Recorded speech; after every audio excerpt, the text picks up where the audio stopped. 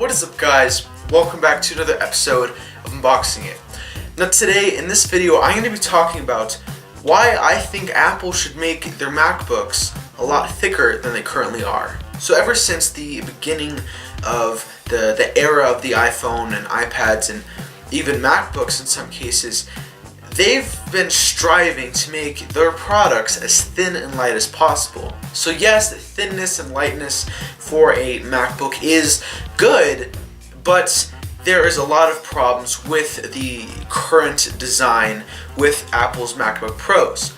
So starting off with the first problem out of 3 problems is simply something that you interact every single time you use the MacBook Pro, and that's something as simple as the keyboard. In 2016, Apple introduced their brand new butterfly keyboards, which the main reason why they did this was not just to say we have new redesigned keyboard, but because they tried to make their overall laptop as thin as possible and make it thinner than the last generation. Now the main problem with this butterfly keyboard, since they made so many compromises to make it as thin as possible, there became kind of a flaw in it where it would be super easy for like dust or crumbs or something to get under the keyboard and just jam the mechanism itself. So in result, the button on the keyboard would just totally stop working, and you may not be able to use the spacebar in some cases, or there's any random key that happens to get damaged by that. Now in 2018, last year, Apple attempted to fix this problem by adding a little membrane around each key, and that sort of helped, but it is still apparently a problem. Now the second problem is actually a pretty big problem.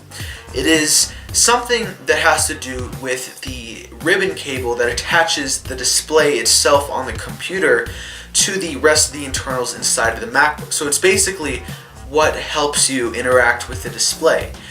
And the big problem is that over time, since it's such a thin cable, it's over time gives in with a bunch of stress of just people opening and closing their MacBooks, and can over time develop a problem which is known as stage lighting. It's a pretty big issue with the backlight of the display itself, which if you've ever seen stage lighting before, it is not necessarily a pleasant thing to see on the MacBook you spent $1,000+ on. And in some cases, with this stage light damaging to the backlight of the display, in some cases it can even kill the backlight completely, which results in the display itself totally not working, because you kind of have to have a backlight for a display to function. Now the third and last problem with the MacBook Pros Apple's been releasing lately is overheating thermal problems.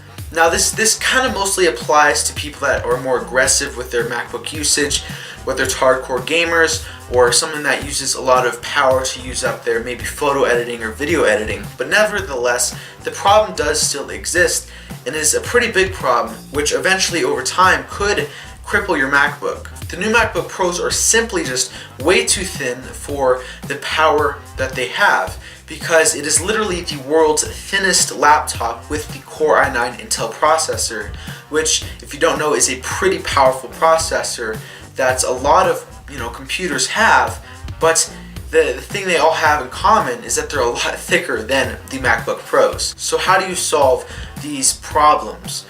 The simple answer to that is just make the MacBook Pros thicker, because it'll solve, like I mentioned, the keyboard butterfly problems. It'll also solve the display cable being not so fragile, it'll be more durable with the thickness increased. And then last out of those 3 is of course the Core i9 processor will not be so stressed in such a small chassis. It'll give the fans inside of the MacBooks a lot more room to be able to cool down the internals and just overall solve most of the internal heating problems. In fact, Apple could literally offer the same thin models that they currently are, but also offer a more thicker model that they advertise, saying that it doesn't have these major problems, and since it'll be a little thicker, it'll have a little bit more room and space inside of the chassis, which means they might as well just throw a little bit more processing power in there as well. So it's generally just a win-win for both the consumer and the manufacturer, being Apple. So yes, it may be a little bit more expensive